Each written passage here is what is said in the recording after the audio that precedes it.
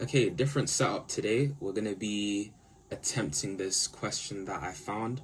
We're only going to be doing the first two parts because I haven't figured out how to do the third part yet. But when I do, I will make a post on that, hopefully. So the first part, we need to show that when x is equal to k pi, for k in z, asterisk, is consistent with the identity that sine k pi is equal to 0. So if we just consider expanding out the right hand side, well, this product is going to be, well, actually, instead of doing that, let's set x equal to k pi first. So we're going to have sine k pi is equal to k pi lots of, and now let's expand. We're going to have 1 minus k squared pi squared over n squared pi squared times 1 minus k squared pi squared over,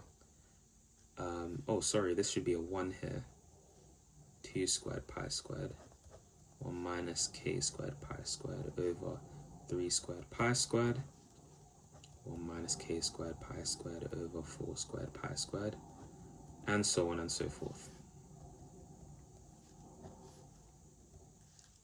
And you notice that each of these terms have a pi squared, so you can just simply divide by pi squared there. K squared over 2 squared, minus k squared over 3 squared, minus k squared over 4 squared, and so on and so forth. Now the trick here is, we know that k is in z, so k can be a positive or negative integer, and k can also be 0. So when k is 0, we have a trivial solution that when k is 0, we're going to have 0 here, and then we're multiplying by 0, hence sine k pi is equal to 0. But what if k does not equal 0? How else can I get 0 here? Well, there's going to be a point where the modulus of k is going to be equal to n, which means k squared is going to be equal to n squared. And when k squared is equal to n squared, right, since k is in z and n is a positive integer, right, there's going to be a point where k equals n.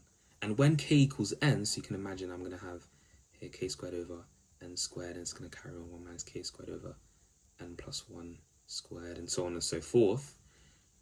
When k equals n here, this term is going to be equal to 1. So then I'll have 1 minus 1, which is equal to 0, and I'm going to be multiplying by 0. And by the same argument that I made here, sine k pi is going to be equal to 0. So that's the first part there. Part 2, by taking logarithms and differentiating, we need to show that x cot x is equal to 1 plus that summation there. So we need to take the logarithm of asterisk, so it's going to be a logarithm of x times the product from 1 to infinity of this here.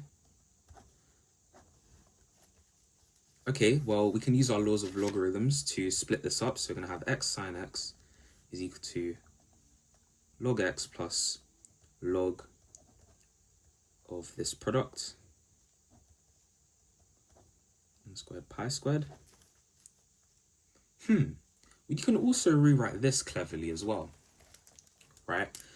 Using the same thing that we did to get from line 1 to line 2, simply because this is a product. So we can actually split this up into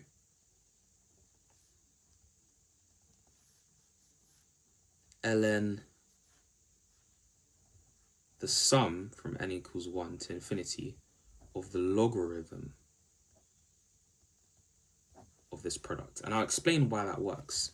If we consider the inside product here, we're going to have log, let's call this product L, so we're going to have L is equal to log of this product to infinity.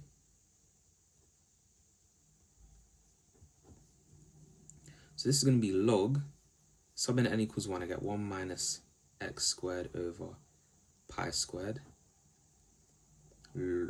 times 1 minus x squared over 2 squared pi squared, 1 minus x squared over 3 squared, pi squared, and so on and so forth. But I can actually split up these logs. So I get log 1 minus x squared over pi squared plus log 1 minus x squared over 2 squared pi squared plus log, and so on and so forth. But this is simply just this sum from n equals 1 to infinity of log 1 minus x squared over n squared pi squared. Hopefully you got that.